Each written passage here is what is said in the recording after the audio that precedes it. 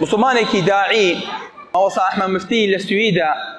خوای گەورە تەمەنی درێژکا و پیاوێکی کوردە وتی کاکتۆ ڕۆژێکیان کوڕێکی 16 ساڵ هاو بەلام ویستی مسلمان بێ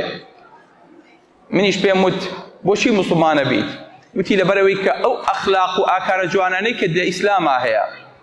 منیش وتم بەس قانونیە من بۆ نییە تۆ وەرگرم وەکو مسلمان هەتا وەکو وەلی ئەمرەکەت نەهێنی چکە تۆ 18 ساڵە تەواو نەکردووە تەلەفۆنمان کرد بۆ دایکی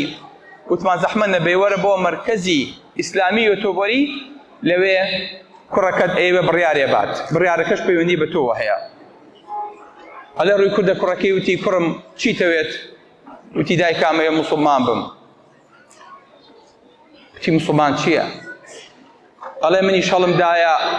وتم یعنی موسڵمان ئەوەیە لەمەوە دووە بۆ لەمەوە دووە کوڕەکەت ڕێزێ لێ ئەگرێ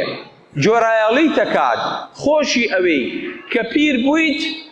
ناوباتە خەڵوەتگەی پیری خزمەت دەکات لای خۆی ئەخێڵێتەوە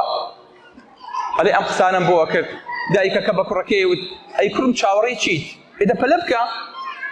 ئێدە زوو بزانە داوای چیتی ئەکەن زوو موسڵمان بە ئەو نەیان ئانا چێشت بوو ئەیانوی زوو مناڵەکەی تەسلیمی پێغەمبەری خوا بکەن صلی الله علیه وسلم هەتا وەکو بۆیان پەروەردە بکە چکە خۆیان فەشەلیان هێناوە لە پەروەردەیە ئەو ئومەتی کە ئەیبینی خۆشەویستەکەم ئەو ئەخلاق و بەهایانەی کە ئەیبینیت لە هیچ شوێن و لە هیچ میلەت و لە هیچ جێگەیەکا دەستێ ناکەوێ لای پێغەمبەری خوا نەبێ صلی الله علیه وسلم بۆیە هەموو کەسێک تینووە بەڵام بەداخەوە کە ئەچنە سەر بیابانێکی وشکەڵات و ئەو ئاوە نابیننەوە کە تێراویان کە ئەو پێغەمبەرە نابیننەوە کە خوای گەورە بۆی ناردوون